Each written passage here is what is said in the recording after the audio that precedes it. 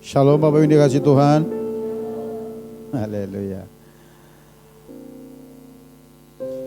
Oke Bapak Ibu, sekarang saya ajak kita membuka Alkitab kita.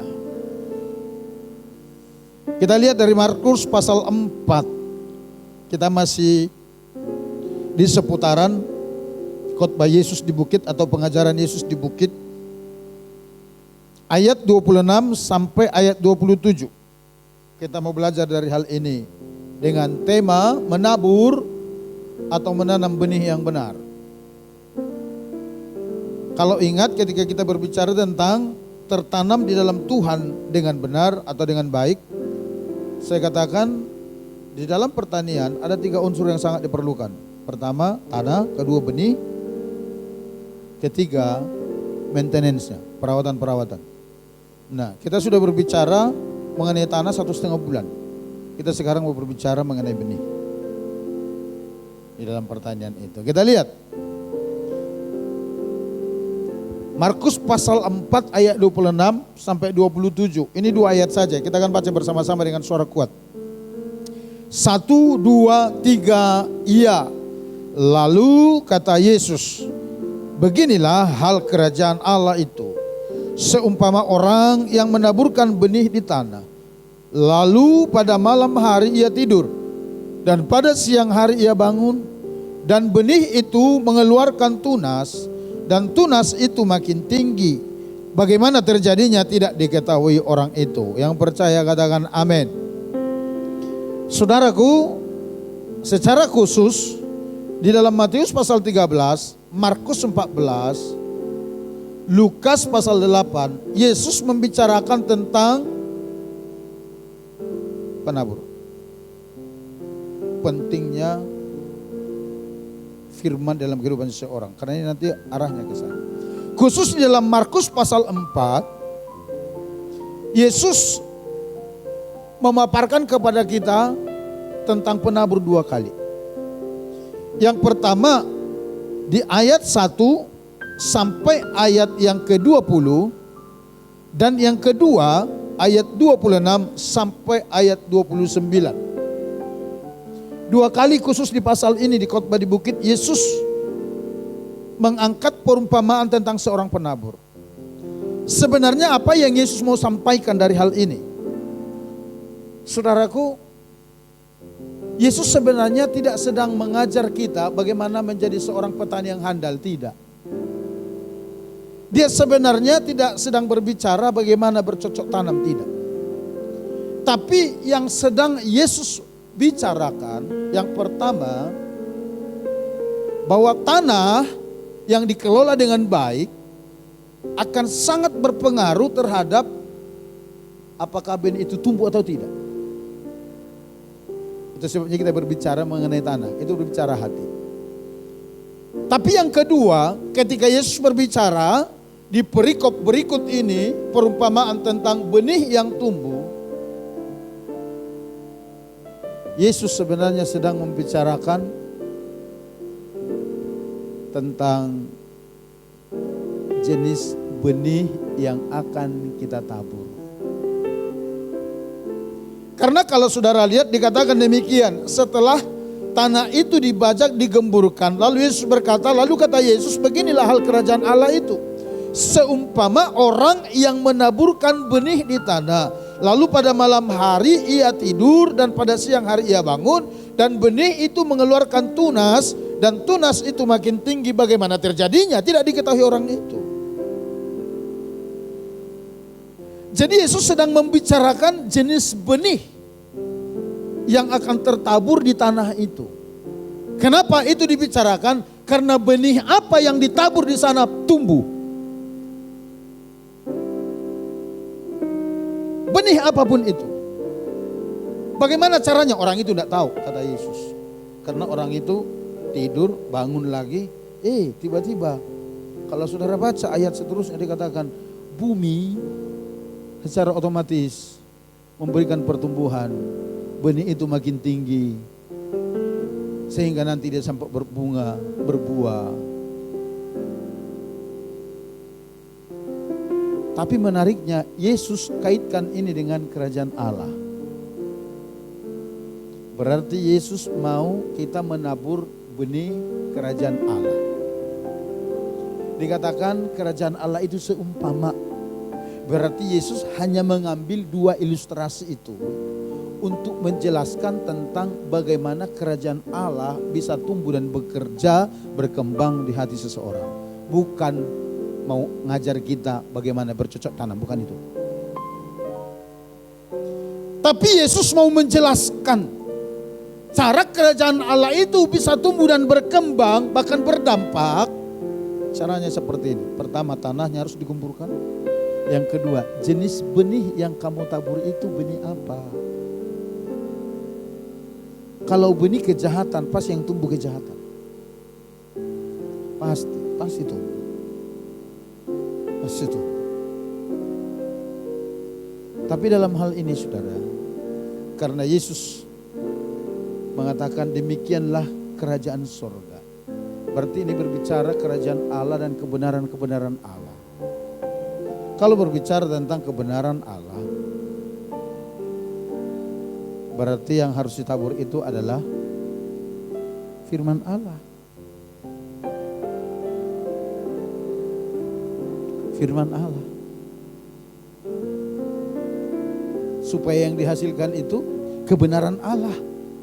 Supaya yang tumbuh dan berkembang itu kerajaan Allah, bukan yang lain. Itu yang Yesus mau sampaikan. Nah, saudaraku, sekarang kita lihat beberapa alasan mengapa benih firman Tuhan akan menghasilkan buah kebenaran Allah dalam kehidupan seseorang ketika ditanam. Alasannya apa?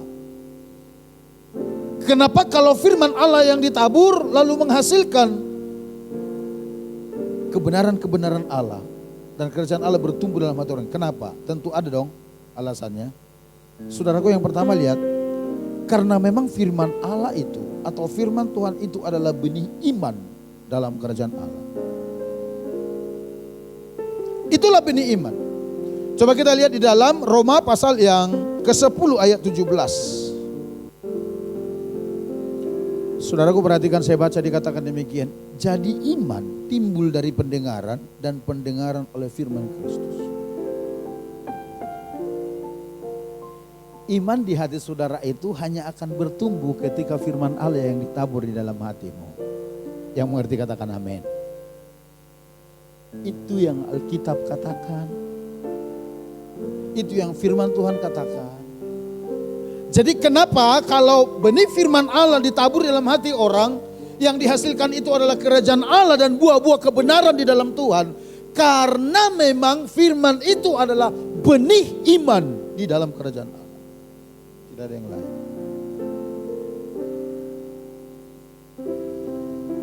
Kalau saudara semakin banyak menanamkan benih firman di hatimu,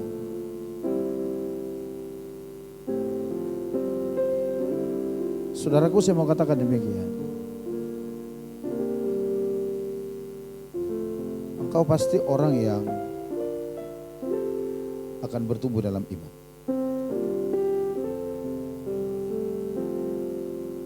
Kenapa begitu? Ya karena Tuhan berkata melalui Rasul Paulus, iman itu muncul pada saat seseorang membaca, merenungkan, menerima firman di dalam hidupnya. Dan ketika firman itu tertanam sehingga iman muncul, ada godaan, ada tantangan, ada cobaan datang menerpa saudara, firman itu akan berbicara dari dalam. Saudara menghadapi krisis, tetanggamu depan, belakang, kiri, kanan semua ada khawatir dan semua kekhawatirannya itu udah dimuntahkan kepada saudara. Kalau firman tertanam di dalam hatimu, benih iman akan berbicara dari sana. Jangan khawatir. Carilah dahulu kerajaan Allah dan kebenarannya, maka semua akan ditambahkan kepadamu. Masih di perikop yang sama, lihat burung-burung di udara yang tidak pernah menabur, Bapamu pelihara. Lihat bunga bakung di padang yang tidak pernah berhias, didandani oleh Bapamu yang di surga. Apalagi kamu lebih berharga dari burung dan dari bunga bakung di ladang, di padang, kata Tuhan Yesus. Tapi kalau saudara tidak pernah menanamkan firman di dalam hati saudara, begitu dihembuskan kepada saudara kegelisahan, ketakutan, kekhawatiran, segala macam, saudaraku, saya pastikan saudara akan menjadi orang yang paling mudah cemas, paling mudah ketakutan. Karena apa? Tidak ada benih iman yang muncul di hati saudara. Jadi tidak salah kalau Yesus mengajar kita tentang benih yang benar yang akan kita tanam di hati yang sudah dikemburkan itu. Itu sebabnya tema kita berkata benih yang benar. Ada banyak benih, tapi tidak semuanya benar, kan begitu? Yang akan menumbuhkan kerajaan Allah, membesarkan, mengembangkan kerajaan Allah. Tidak ada benih lain, hanya firman. Nanti dari firman itu dia akan berkembang.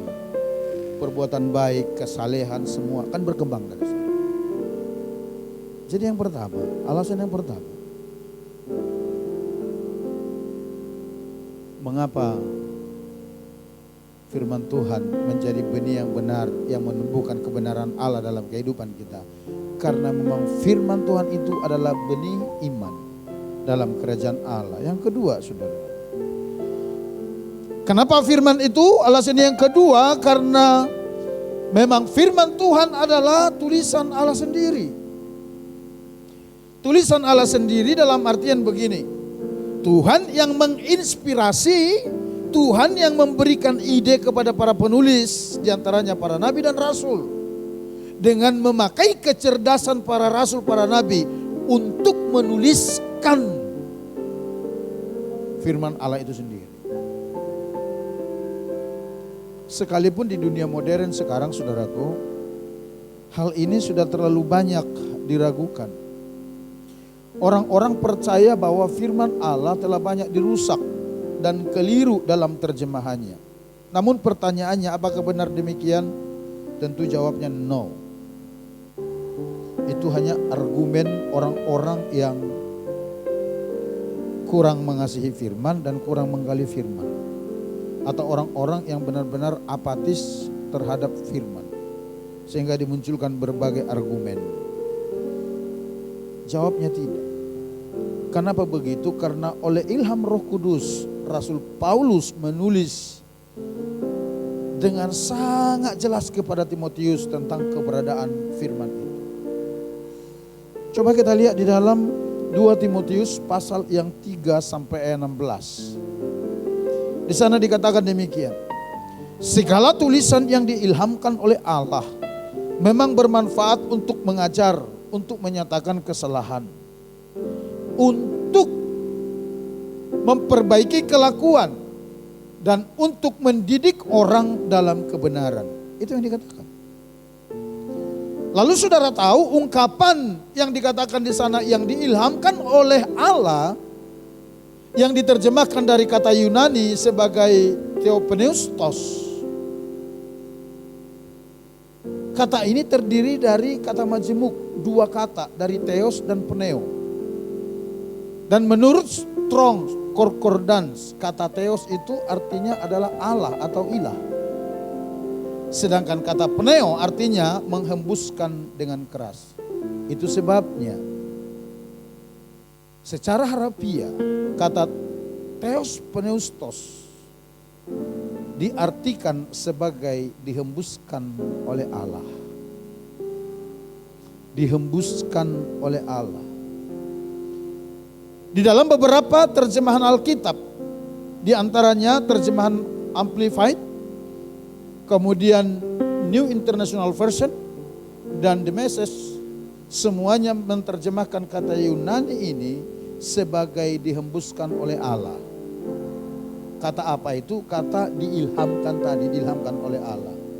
Jadi segala tulisan diilhamkan itu, saudara, dari teks Yunaninya itu diartikan dengan dihembuskan oleh Allah. Artinya saudara, Allah lah yang mengilhami manusia untuk menulis kitab suci.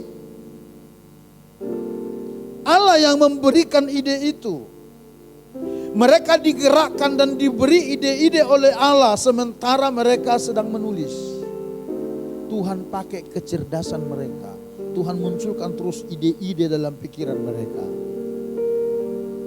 Dan tidak sampai di sana, tapi sekaligus pernyataan ini mempertegas bahwa nubuatan-nubuatan yang ada di perjanjian lama pun sebenarnya bukan sekedar opini orang-orang yang menulis, melainkan ucapan-ucapan yang dihembuskan oleh Allah dan sepenuhnya dapat dipercaya dan diandalkan.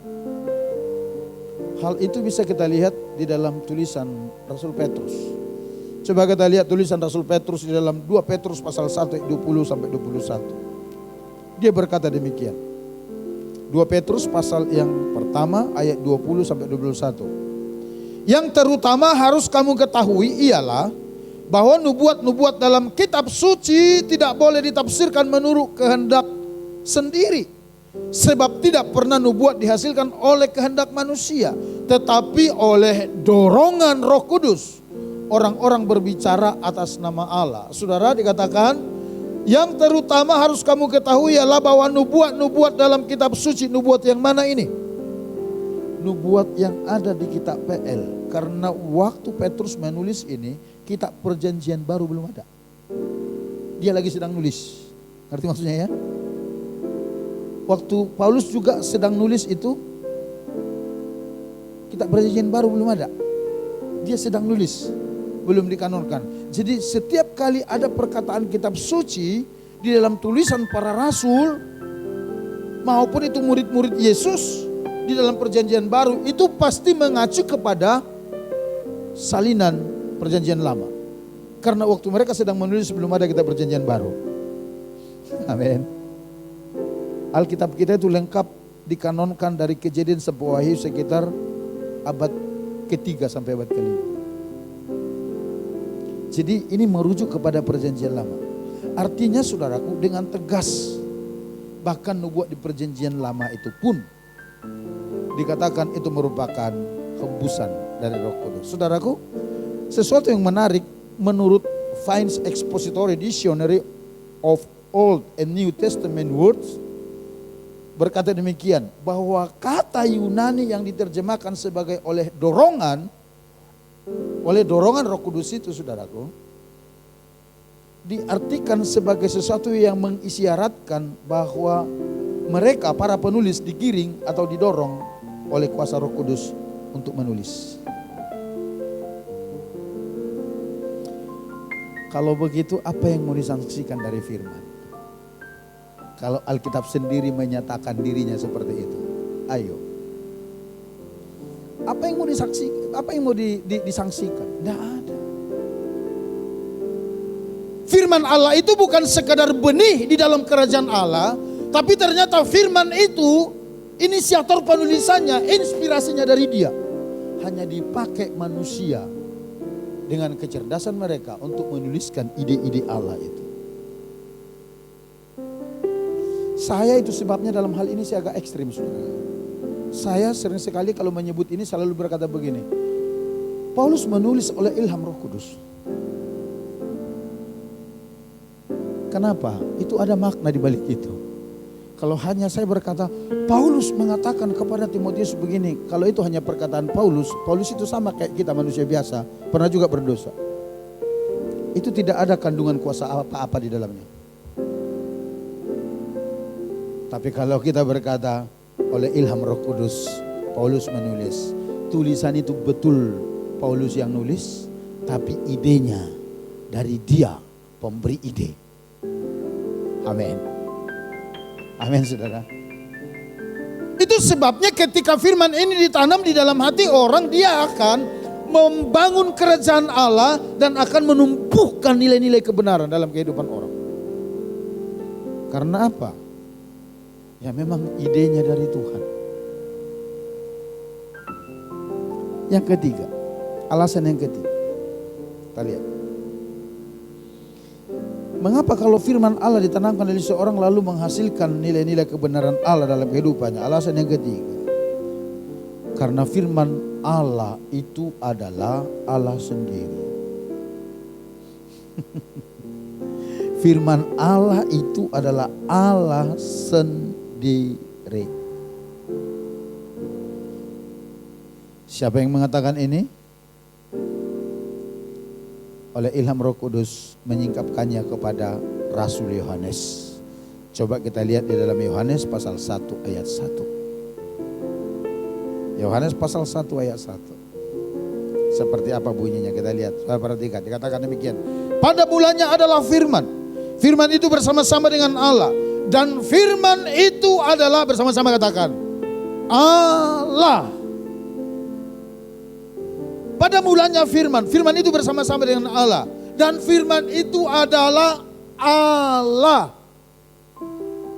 Dan nanti di ayat 14 firman itu menjadi manusia. Jadi saudaraku, di dalam firman itu ada unsur pribadi Allah. Keren ya? Itu yang membuat kalau firman itu ditanam di dalam hati orang, dia akan menumbuhkan kerajaan Allah dan membuahkan nilai-nilai kebenaran di dalam Allah. Karena apa? Firman itu adalah Allah itu sendiri. Ada unsur pribadi Allah di dalam firman itu. Dan saudara tahu? Saudara mau tahu dampak bagi orang-orang yang tidak mengindahkan firman? Coba kita lihat yuk. Ini bonus. Amsal 13 ayat 13. Coba kita baca bersama-sama. Kalau ini saya ajak kita membacanya bersama-sama. 1, 2, 3, iya. Siapa meremehkan firman, ia akan menanggung akibatnya. Tetapi siapa taat kepada perintah akan menerima balasan. Yang percaya katakan amin. Di dalam terjemahan baru dikatakan siapa meremehkan firman, ia akan menanggung akibatnya. Akan menanggung akibatnya. Kalau di dalam terjemahan bahasa Indonesia masa kini dikatakan demikian. Orang yang meremehkan ajaran Tuhan mencelakakan dirinya. Orang yang taat kepada hukum Allah akan mendapat upahnya. Itu bahasa Indonesia masa kini. Firman Allah yang hidup berkata demikian. Siapa yang meremehkan firman Allah akan binasa. Jadi menanggung akibatnya itu di dalam terjemahan baru diterjemahkan oleh firman Allah yang hidup sebagai kebinasaan. Orang-orang yang meremehkan firman akan menuai kebinasaan di dalam hidup. Tetapi orang yang mentaatinya akan mendapat pahala. Kalau saya baca terjemahan bahasa Batak, saudara ngerti enggak ya?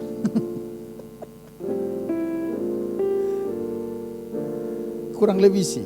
Dikatakan barang siapa yang tidak peduli dengan perkataan Tuhan, dia sedang mencelakai dirinya. Itu terjemahan bahasa Batak. Ayo saudara. Dan ini terbukti. Terbukti. Itu yang saya katakan tadi. Saya udah melihat banyak orang yang benar-benar radikal melakukan kebenaran firman. Tuhan bela mereka. Karena apa? Karena di dalam firman itu ada unsur pribadi Tuhan. Halo. Ada unsur pribadi Tuhan. Saudara tahu, salah satu alasan kenapa orang kadang-kadang hidupnya tidak beres. Tapi sepertinya ketika dia khotbah mengajar kuasa Tuhan nyata di sana. Lalu orang mulai protes, kenapa bisa begitu ya? Padahal itu pengkhotbah hidupnya tidak beres. Saudara tahu alasannya apa? Tuhan bela dirinya di situ. Karena yang disampaikan itu pribadi Tuhan. Dia bela firman-Nya. Kata banyak orang. Karena apa? Karena di dalam firman itu ada unsur pribadi Allah. Sehingga Allah bela itu untuk menyatakan bahwa firman itu iya dan amin. Itu masalah. Itu sebabnya saudaraku, ayo. Mari tanam hati kita dengan benih yang benar. Apa itu? Firman Allah. Supaya apa? Supaya kerajaan Allah bertumbuh dalam kehidupan kita dan menghasilkan buah-buah kebenaran. Saudara tidak akan pernah dipermalukan. Tidak akan.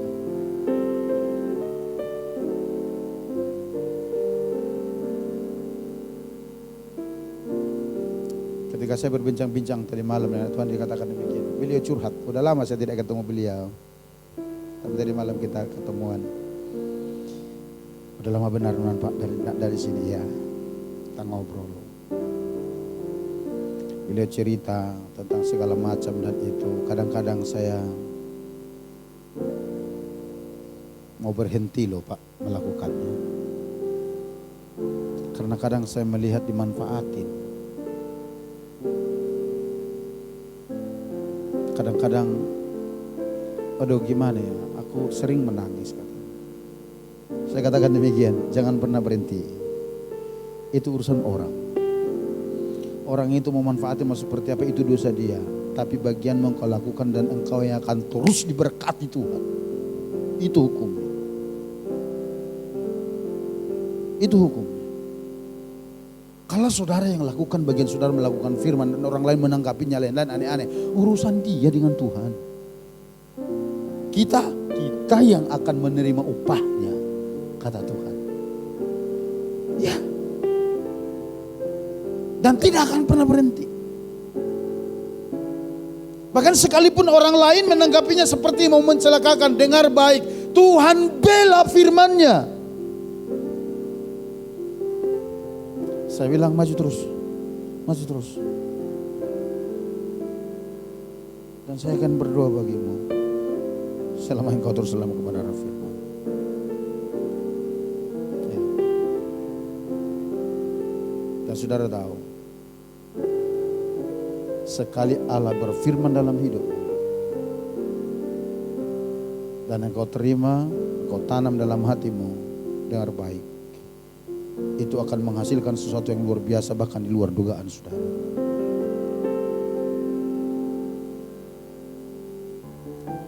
Jangan saudara bersikap begini, tidak pernah nabur firman di hati tapi mengharapkan panenannya. Jangan pernah berpikir begitu.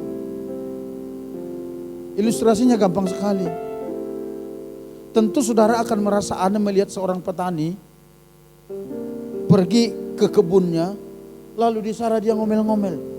Kenapa tidak ada jagung tumbuh di sini? Kenapa saya tidak bisa panen jagung? Padahal dia tidak pernah nanam jagung. Ngerti maksudnya? Alkitab jelas berkata orang yang menabur itu pasti menuai. Wong tidak pernah nabur mau panen. Panen dari mana? Maling punya tetangga. Saudara mau berharap hidupmu baik tapi tidak pernah baca firman. Tidak pernah ditanam di dalam. Dari mana ceritanya? Saudara langsung berharap hidupmu menghasilkan buah-buah roh. Tapi engkau tidak melakukan firman. Engkau tidak bina hubunganmu dengan Tuhan. Dari mana ceritanya? Saudara mengharapkan kesembuhan dari Tuhan. Tapi bahkan saudara satu ayat pun tidak tahu firman. Bagaimana itu? Ayo. Ayo saudara ya. Tanam hati kita dengan benih yang benar. Apa itu? Firman Allah. Saudara dapat satu ayat tanam, jadi rema masuk di dalam hati. Karena itulah yang akan menguatkanmu dan itulah yang akan membawa engkau mengalami mujizat. Itulah yang dialami Kenneth Hagin. Lepas dari sakit penyakit yang mengikatnya, yang buat dia lumpuh tidak bisa bangun. Ketika suatu pagi dia baca firman Markus 11 ayat 24. Apapun yang kamu minta dan doakan kepada Bapa di surga, percayalah bahwa kamu telah menerimanya, maka itu akan dilakukan bagimu. Diterima firman, ditanam dan diperkatakan terus. Saudara tahu pagi itu dia bangkit dari tidur dan kelumpuhan. Oleh karena apa? Firman Allah itu membuahkan kerajaan Allah. Amin. Ini kadang-kadang kita mengharapkan sesuatu yang besar, tapi hati kita entah ditanami pakai apa kita tidak ngerti. Ayo, yang saya mau katakan pasti pada saat ini, ketika kau tanam hatimu dengan firman, itu bisa menghasilkan sesuatu yang sangat dahsyat dalam kehidupan. Dan itu bisa mengubah kehidupanmu. Amin. Yang percaya dan mau katakan amin. Mari kita datang kepada Tuhan, saudaraku.